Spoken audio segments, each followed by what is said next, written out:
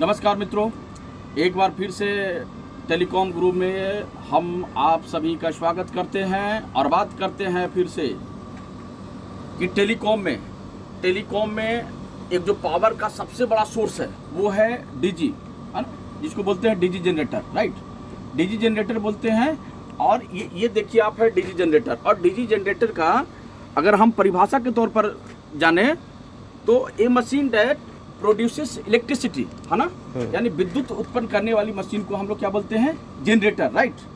अब इसके बाद में और दूसरी इसकी बहुत सारी परिभाषाएं हैं जिसको थोड़ा सा मैं ये लंबा करूंगा। ए जनरेटर और machines that produces electricity energy in the form of voltage and current. They produces electricity based on the principle of electromagnetic inductions. There are two fundamental types of generators known as AC, alternating current, जो कि AC DC हमारे पास में, और दूसरा होता है DC, उसको बोलते हैं डायरेक्ट करंट जनरेटर, राइट। तो हमने पहले ही कहा कि जनरेटर जो होता है बड़ा ही महत्वपूर्ण और इम्पोर्टेंट रोल प्ले करता है। जनरेटर दो तरह का होता है, AC एंड DC, राइट। तो हम लोग इस वक्त हैं AC जनरेटर के पास में। और सपोज कीजिए कि अगर आपकी साइट डाउन हो गई है और साइट डाउन है, और डाउन होने के बाद में आपके पास पावर, आपके जो सिस्टम लगा हुआ IPMS हो सकता है या PIU हो सकता है, पावर प्लांट हो सकता है, और दूसरी तरफ बिजली भी कटा हुआ है। बिजली भी एक इम्पॉर्टेंट सोर्स है। तो हमारा दूसरा सोर्स जनरेटर ही आ जाता है। तो उसमें अगर आपका जनरेटर खराब हो गया है तो सर्वप्रथम हम आकर के क्या देखेंगे कि डीजी क्यों नहीं स्टार्ट हो पा रहा है। तो हमारे साथ में हमारे अजीज मित्र मिस्टर शंकर वो बताएंगे कि जनरेटर में आखिर वो कौन सा कारण होता है जिसकी वजह से डीजी वो समय से स्टार्ट नहीं हो पाता है। सबसे पहले आते समय देखना है हमें कि हमारा डीजी बंद है, डीजल जनरेटर मेरा बंद है और चालू क्यों नहीं है। तो इसको सबसे पहले आते समय हम चाबी ऑन करेंगे।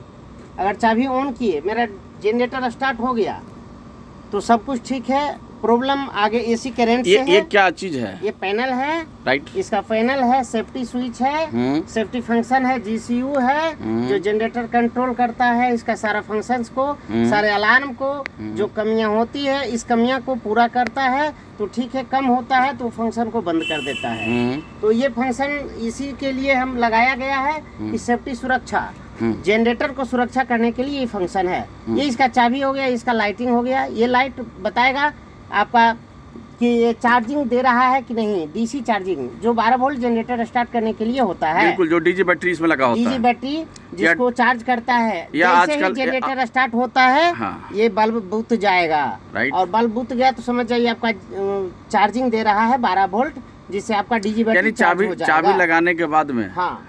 और अगर ये नहीं बुता, समझ जाइए कि फंक्शन आपका फॉल्ट हो गया, जो 12 वोल्ट चार्ज नहीं देगा। चलिए AC करंट पे चलते हैं। जनरेटर मेरा स्टार्ट हो गया तो समझ जाइए कि आपका जनरेटर में प्रॉब्लम नहीं है। इससे आगे आप जो AC करंट प्रवाहित हो रहा है यहाँ से फंक्शन से, अब हम यहाँ चेक करेंगे। अगर यहाँ पर फंक्शन आ रहा है तो फिर आगे सिस्टम में चले जाएंगे। जिस जगह पर लगा हुआ है IPMS PIU जो भी हो, जो फंक्शन लगा हुआ है उसको देखना है। वहाँ से हम देखेंगे पावर पहुँच रहा है कि नहीं। वहाँ पावर पहुँच रहा है, मेरा जनरेटर ओके है। इन केस अगर ये नहीं जनरेटर से लाइन वहाँ पहुँचा या करंट यहाँ नहीं निकला तो कुछ ट्रबल आ सकता है हमारा डायनेमो में, जिसको अल्टरनेटर कहते हैं। फिर उसका फंक्शन को देखना है। अल्टरनेटर ये रहा साथियों, अल्टरनेटर ये जनरेटर का हो गया, और ये अल्टरनेटर डीजल का। ये जनरेटर जो अल्टरनेटर है AC करंट निकालता है वो है। अब इस फंक्शंस को हम देखेंगे। इसको देखने के बाद AVR को चेक करेंगे। AVR से प्रॉब्लम दूर हो गया तो हमारा करंट निकलना शुरू हो जाएगा। AVR के इसमें क्या रोल है? AVR का रोल है कि जो वोल्टेज है, AVR में 5 से 6 वोल्टेज ऑब्जर्व करके रखता है DC। जैसे ही जनरेटर स्टार्ट होता है वो 5 से 6 वोल्ट करंट वो आर्मेचर को चला जाता है। आर्मेचर को एक्साइटर को मिला करके वो वोल्टेज को तैयार करता है। बिना AVR का इससे वोल्टेज AC निकल ही नहीं सकता। अगर निकलेगा भी तो उसके डीसी करंट हमको देना ही होगा। एक और चीज इसमें होता है कि एवीआर को आप कभी कभार बाईपास भी करते हैं। एवीआर को बाईपास तब करेंगे जब एवीआर फॉल्ट हो जाएगा, जल जाएगा, बिल्कुल, उसका कोई फंक्शन फट गया हो, कंडेंसर उड़ गया हो, उस केस में फिर वही 6 वोल्ट जो ऑब्जर्व रहता है उसी के तार को F1 F2 को हम उठा करके आप डीजी बैटरी के 12 वोल्ट पर F1 को F2 को दे देंगे। इससे हमारा करंट बाहर निकलने लगेगा, जिससे हमारा फंक्शन ओके हो जाएगा। अब चलिए, ये जनरेटर मेरा चालू है तब की बात हुई। जनरेटर नहीं चालू है, हम आए स्विच दबाए, जनरेटर चालू नहीं हुई। सबसे पहले देखेंगे कि डीजी का बैटरी मेरा चालू अगर नहीं हुआ तो डीजी बैटरी देखेंगे। डीजी बैटरी से वोल्टेज अगर हमारा सही है तो क्यों नहीं हुआ। डीजी बैटरी का वोल्टेज कितना होना चाहिए? हेल्दी वोल्टेज होना चाहिए 12.5। बिल्कुल 12.5 है तो स्टार्ट कर देगा अच्छा से। 12 है तो थोड़ा सा उसमें कम होगा, स्टार्टिंग में थोड़ा ट्रबल करेगा, लेकिन स्टार्ट हो जाएगा। पर जब अगर वो बैटरी वोल्टेज भी सही है फिर भी स्टार्ट नहीं हुआ तो इसमें हम चलेंगे, हमारा सेल्फ घुमा रहा है इंजन को, फ्लाईव्हील को सेल्फ घुमा रहा है, फिर भी इंजन स्टार्ट नहीं हुआ, तब हम फिर वहां से उठ करके चलेंगे इसके डीजल में, डीजल सिस्टम में। अब ये डीजल सिस्टम में आते हैं तो ये हमारा टैंक है, यहाँ से आया मेरा डीजल का पाइप, ये हमारा ग्लासी फिल्टर है, ये हमारा फीड पंप है जिससे हम डीजल चढ़ाते हैं इसके ऊपर। इसी के ऊपर हम इसको चढ़ाते हैं, इसको गिराते हैं, जिससे हमारा फंक्शन काम करता है। इस ग्लासी जाम होने की वजह से भी आपका डीजल जनरेटर स्टार्ट नहीं होगा। फिर इसको हम खोल करके साफ कर देंगे और फिर इसको पंप को मारेंगे तो पुनः हमारा ये फंक्शन चालू हो जाएगा।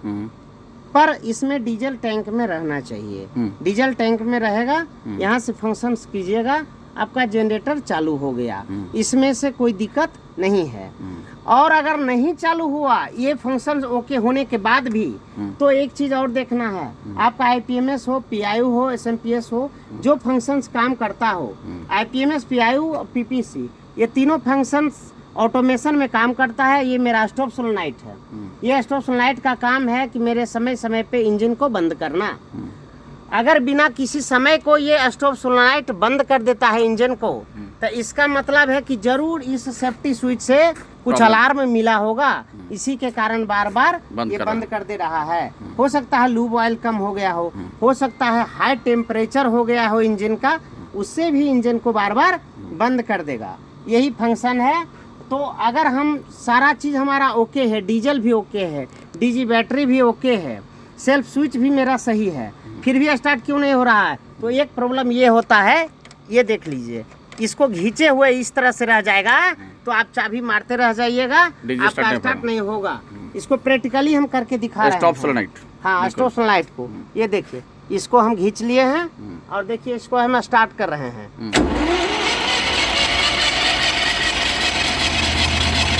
बिल्कुल नहीं हुआ।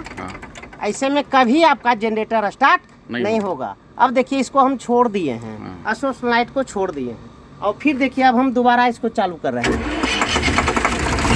देखिए मेरा जनरेटर चालू है।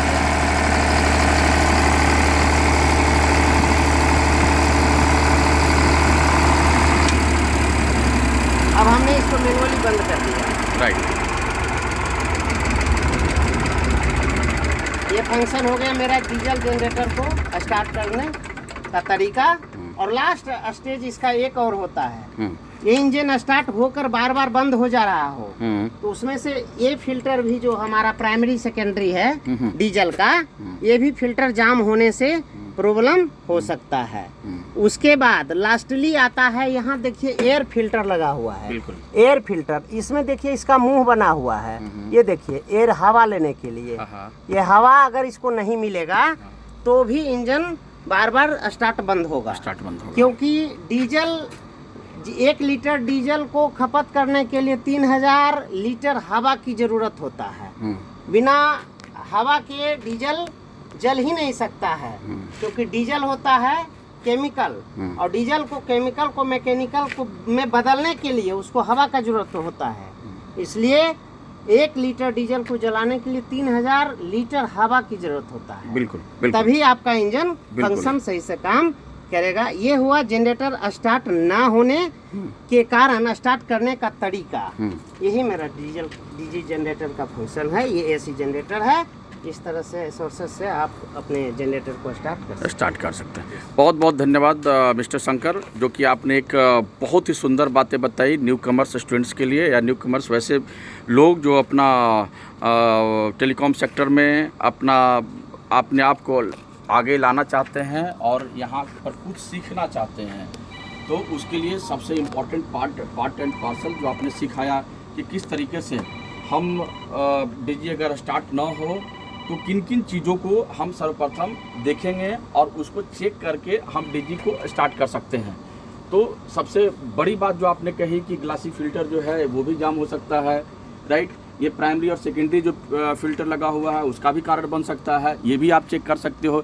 तीसरा आपने एक और इम्पॉर्टेंट जो बातें कही कि भाई ये जो हमारा इसका स्टॉप सोलेनाइड है, अगर वो टाइट हो गया किसी कारण से तो उसमें भी हमारा जो है से डीजी को ऑन नहीं होने देगा। चौथा आपने एक और सबसे इम्पोर्टेंट जो बातें कही कि ये जो हमारा फिल्टर है, जो सबसे इम्पोर्टेंट पार्ट है, एयर फिल्टर जो है, एयर फिल्टर है जो सबसे पार्ट एंड पार्सल है इसका, राइट, जिसको बोलते हैं कि उसके बिना कुछ भी संभव नहीं है।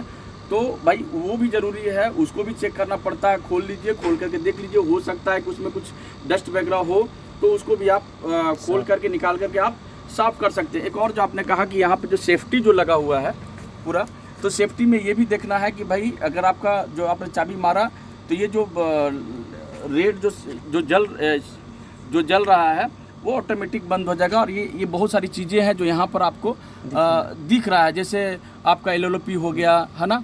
इसके बाद में ये जो आप देख रहे हैं सर्विस ड्यूज है। इसके बाद में ये क्या लिखा है यहाँ पे, OS US है ना। तो ये जो चीज़ें हैं इसमें को भी आपको देखना पड़ता है। और एक और इम्पॉर्टेंट जो चीज़ है वो इम्पॉर्टेंट चीज़ है कि डीजी बैटरी या DSPM आपको उसका वोल्टेज को मेजर करना होगा कि 12.5 जो हमारा हेल्दी वोल्टेज है क्या वो 12.5 है या फिर वो नीचे चला गया है। तो ऐसे कंडीशन में भी आपका डीजी स्टार्ट नहीं हो सकता।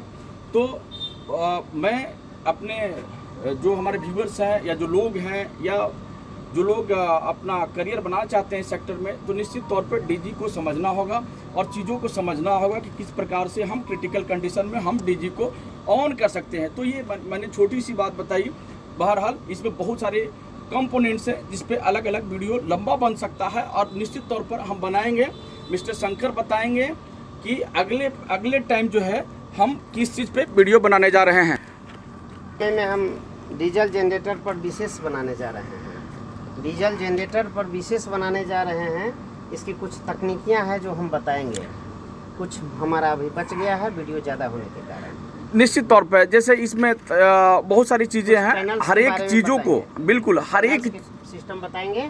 जैसे अगर हम लोग इसमें एक दिन खाली अगर हम इसका वीडियो बनाएं AVR, तो AVR पर ही 15 से 20-25 मिनट का वो वीडियो बन सकता है। और निश्चित तौर पर बनाएंगे कि लोग सीखे, समझे और उस चीज़ को अपना जीवन को सार्थक करके उसमें दिखा देंगे कि कैसे इसको क्या करना है, किस तरह से हमारा फॉल्ट होने के बाद किस वायर को किस जगह ले जाएंगे, उससे हमारा आपका सिस्टम काम करे, आपको AC वोल्टेज मिले, आपका फंक्शन काम करे, अच्छा से चले।